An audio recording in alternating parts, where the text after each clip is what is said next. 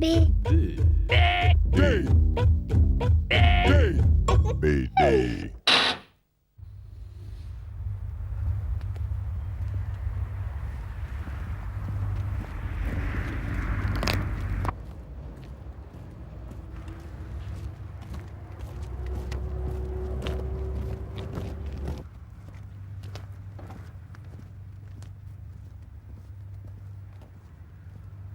C'est ici où j'ai passé mes 12 premières années. Ça fait toujours un drôle d'effet. Je crois qu'elle a quand même été un peu modifiée. Je vois des petits détails, mais en gros. C'était un café au départ. Vous voyez, la terrasse, ça servait pour y installer des chaises. Ce café n'a pas vécu bien longtemps, puisqu'il y a eu la guerre, je vous dis. Donc, et depuis, ça n'a plus jamais été un café.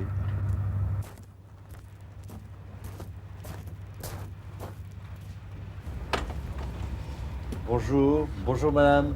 Ne soyez pas surpris, mais je suis né dans cette maison il y a bien longtemps.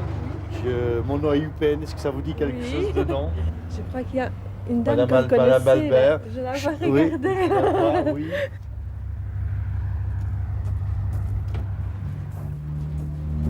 Bonjour, vous vous souvenez de moi? C'était toi. Upen, Herman. Bonjour madame Albert. Bonjour, monsieur. Ça fait longtemps. S'il vous plaît. Ça fait longtemps qu'on ne s'est plus vu. Vous savez, Upen, Herman, ici à côté. Le frère de Germaine. Non, Herman Upen. Herman. Oui, oui, c'est moi. Quoi? Oui, ça vous étonne. Qu'est-ce que tu dis? Oui, c'est la télévision qui m'accompagne pour faire un reportage. En quel honneur. Oui, En quel honneur. ben parce que je suis dessinateur de bande dessinée, on fait un petit reportage. Mon Dieu, Herman. Bonjour, bonjour. Mon Bonjour. Dieu. Vous voyez que finalement, je vous ai promis que je viendrais vous rendre visite, et ben voilà, c'est fait. Ah, Oui, ça va. tout à Oui, l'heure. Herman. Fermez la porte parce qu'il fait très froid. J'étais en train de chauffer le village, là. Enfin.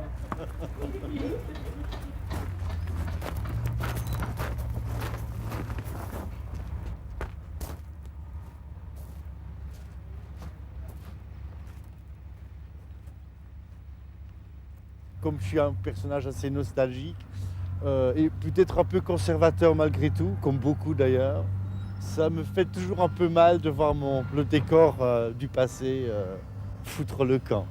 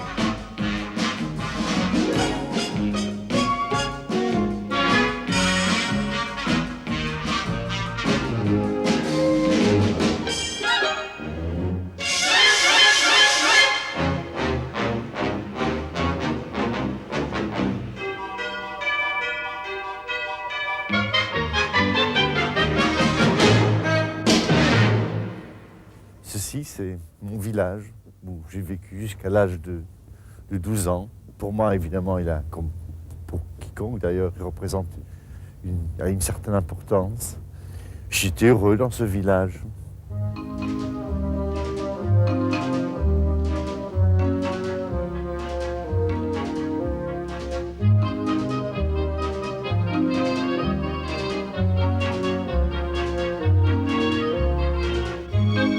Donc je le retrouve, mais avec quand même ce petit pincement au cœur du fait que n'est plus tout à fait celui que j'ai connu.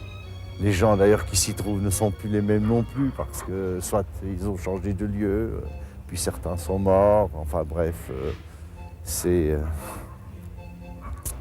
ce qui arrive la plupart du temps lorsqu'on retourne à un lieu qu'on a connu lorsqu'on était gosse, avec le temps passé.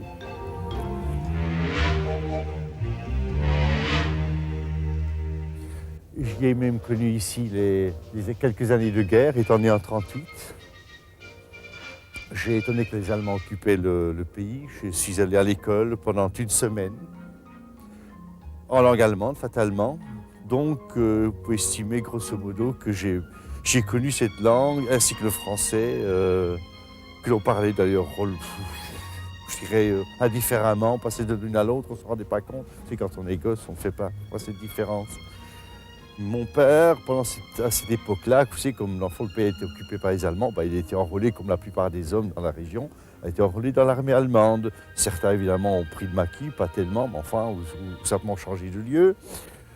Je ne crois pas que c'est vraiment posé de gros problèmes, parce qu'étant donné que nous sommes dans une région limitrophe, donc frontalière, je dirais que la présence germanique a toujours été un fait. Donc il y avait les gens parlaient quand même connaissaient relativement bien l'allemand, et ça n'a pas vraiment posé de très très gros problèmes.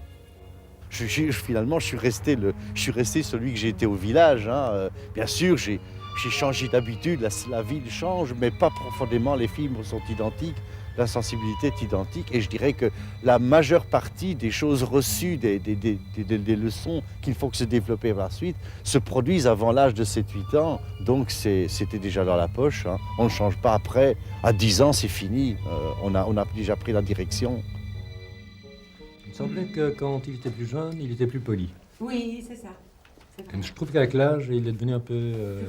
Rustique, certainement. Oui, c'est ça. Je ne sais pas bien si c'est sûr. fagnard, mais Je c'est crois que rustique. c'est une de ses grandes qualités. Oui. Il tourne Il a jamais. les pieds dans la terre. Oui, oui. Et puis il tourne pas autour du pot, il est très franc, très direct. Je ne sais pas si c'est fagnard ou typiquement Non, mais il fagnard, aime le côté Je rustique ne des crois pas que c'est choses. fagnard. mais je pense qu'on l'aime bien pour ça aussi.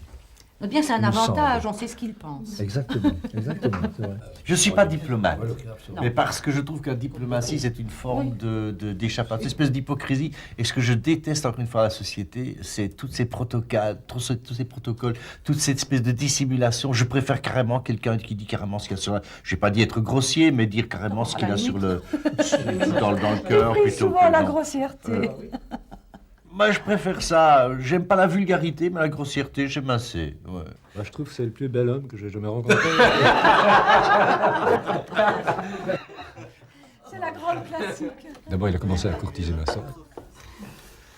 C'est comme ça que j'ai connu. Et non seulement il courtisait ma sœur, mais aussi il dessinait. Et il faisait des trucs. Sur ma sœur. Ça, je suis pas sûr.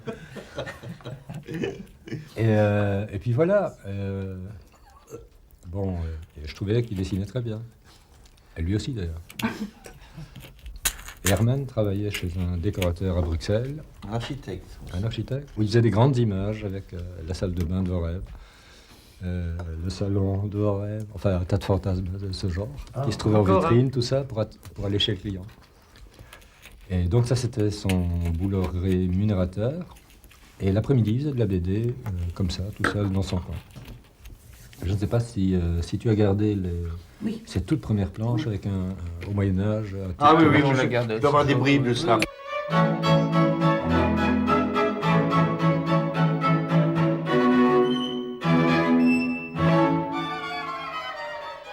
À ce moment-là, j'animais une revue scout de 32 pages chaque semaine, bénévolement, en bon scout.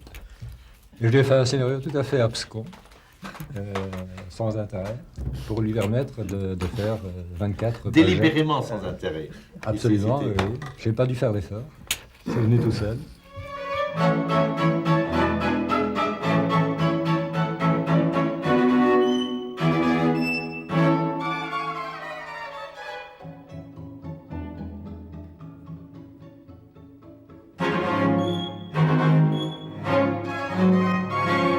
Et il y a une seule personne qui a réagi à l'époque, c'est Greg, qui a téléphoné, je crois, au QG des scouts en demandant mais qui est cet extraordinaire dessinateur qui vient de faire l'histoire, Je ne crois pas qu'il ait que j'ai découverte par hasard Oui, parce que que je suis tombé sur un journal, etc. Voilà. C'est comme ça que ça a commencé. Et immédiatement, je pense, Greg l'a engagé. Mais là, je te cède la Oui, parole. mais là, je dirais que oui. J'ai un peu oublié. C'était très bien qu'au premier pas, l'ennui, c'est que Greg, malgré toutes ses qualités, a également un fameux Il a un défaut. gros ventre. C'est sur le plan pédagogique, il n'est pas excellent. Je dirais il y avait une manière de traiter, de critiquer mes dessins qui au début m'a beaucoup découragé. J'étais à 2 doigts de laisser tomber. Mais Greg m'avait dit, j'ai trouvé un jeune dessinateur, il est formidable, dans 1 an il sera au point et je vais chez Pilote avec lui. Et 3 mois après, il le faisait débuter dans Tintin. Je lui ai dit, tiens, je le fais débuter. Il a essayé chez Pilote et puis Goscinny nous a...